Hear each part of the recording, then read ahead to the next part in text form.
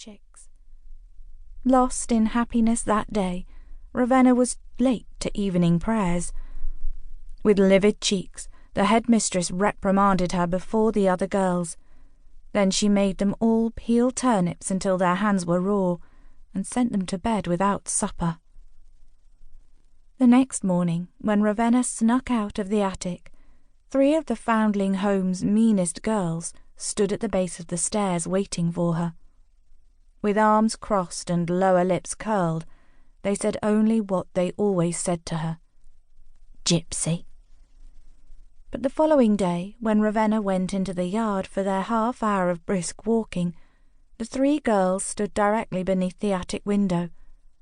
Before them on the ground were a great big stone and the remnants of a nest of twigs and leaves. The little bird never returned. Arabella fought the girls with nails and fists, and won, of course.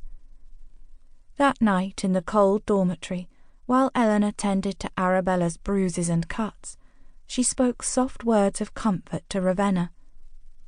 But despite her sister's help, Ravenna came to the conclusion that some girls were heartless.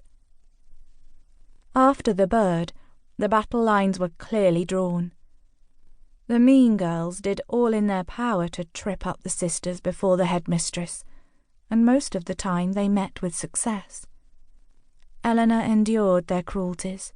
Arabella confronted them. Ravenna escaped. Losing herself on the modest grounds of the Foundling Home, whether in the cocooning warmth of summertime, the crisp chill of autumn, the peace of winter, or the soft, damp grey of spring, she fashioned a world in which she could not feel the tugs on her braids or the whispers of Egyptian, which she did not understand. Outside the white-washed walls of her prison, she sang with blackbirds, scouted out fox, nibbled on berries in the briar patch and raw nuts fallen from friendly trees. Mr. Bones was excellent company. He never spit or pinched, and since her skin was quite like the colour of his shaggy coat, he never commented on it. When the Reverend Martin Caulfield took her and her sisters away from the Foundling Home, Eleanor said, "He is a good man, Venner, a scholar." Whatever that was, it will be different now. A man of dust-coloured hair and dust-coloured garments, but a kind face and a quiet voice, Reverend Caulfield brought them to his cottage, tucked behind the church in a corner of the small village. Never beating them or making them scrub floors. Taliesin, the gypsy boy, did the latter in exchange for lessons. The Reverend taught them to pray, to read, to write, and to listen carefully to his sermons. These lessons proved challenging for Ravenna, especially the last. The cat that the church ladies kept to eat up all the mice would curl into Ravenna's lap during the service, and purr so loudly that they always told her to take it outside. Once freed, she never returned.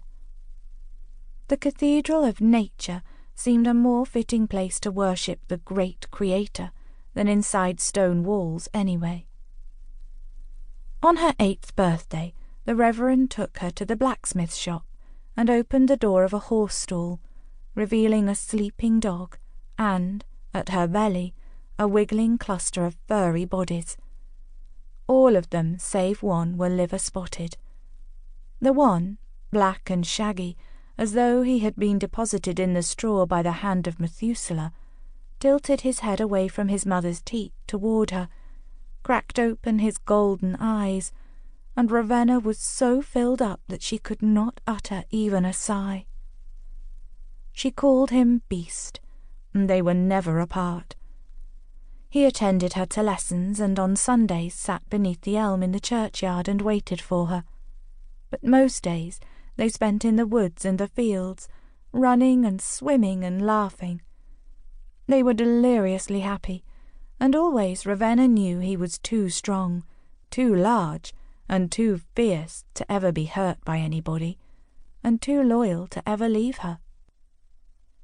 On rainy days, the stable, smelling of straw and